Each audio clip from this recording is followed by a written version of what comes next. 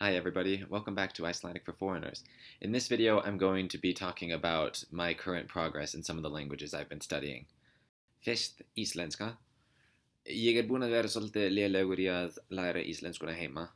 Það hefur verið mjög hjálpsamlegt að gera þessi myndbönd. Ég reyni líka að hlusta á hlaðvörp á netinu. Það eitt sem mér finnst mjög skemmtilegt og líka ekki sérstaklega erfitt og það heitir Veistu hvað? Í því alltaf verið að ræða ýmis efni sem mér finnst mjög skemmtilegt og áhugavert og þau eru bara mjög skemmtilegt par. Þannig að ég hveti ykkur að kíkja á það ef þið hafið áhuga. Ég þegar búinn að segja ykkur frá sögunni minni í íslenskunni áður í öðru myndbandi, þannig að ég ætla ekki að fara mjög djúpt inn í það.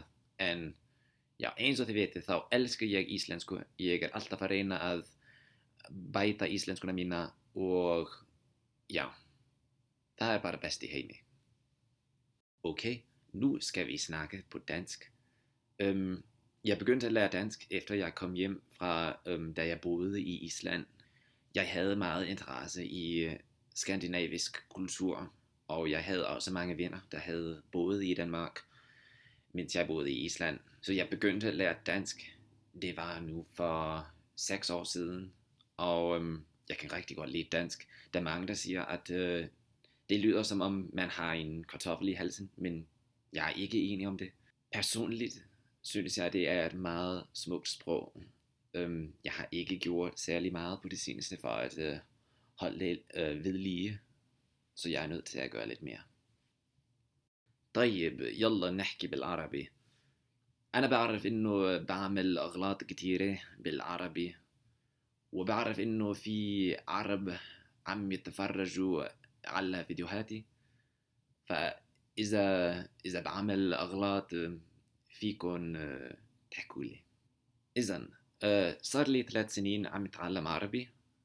كما بتعرفوا سافرت على دنمارك في 2017 وقبل ما سافرت بلشت أتعلم عربي لأنه لما كنت بدنمارك كنت أشتغل مع لاجئين وكنت أعلمهم اللغة الدنماركية واللغة الإنجليزية وكان بدي أقدر أحكي لغتهم شوي فبلشت أتعلم عربي وكتير حبيت اللغة العربية كتير حلوة بالرأيي ورأيي إنها كمان كتير صعبة هي أصعب لغة عم أتعلمها في الوقت الحاضر بس أنا كتير بحبها ودايما عم أدور على عرب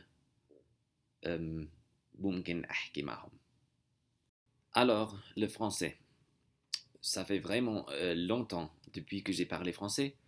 Je sais que je fais beaucoup d'erreurs en français. Je sais aussi qu'il y a beaucoup de francophones qui regardent mes vidéos, donc je suis un peu gêné. Mais il faut entraîner la langue pour l'améliorer. Donc je vais faire des erreurs. Et c'est juste, c'est comme ça. Mais oui, j'ai commencé à apprendre le français quand j'étais au lycée et je l'ai bien apprécié. Il faut que je fasse plus pour améliorer le français. Franchement, je ne fais pas beaucoup maintenant parce que je suis très occupé et je passe beaucoup de temps en apprenant l'arabe. Mais oui, j'aime toujours le français. Donc, salut à tous mes amis francophones qui regardent ces vidéos. Merci. Alright, that's all I have for this video. Thanks for watching. If you have any questions about my learning process for any of these languages, I'm happy to help answer them. Feel free to leave comments below or email me at icelandicforforeigners@gmail.com. And thanks for indulging me and letting me practice my languages. Bless, bless.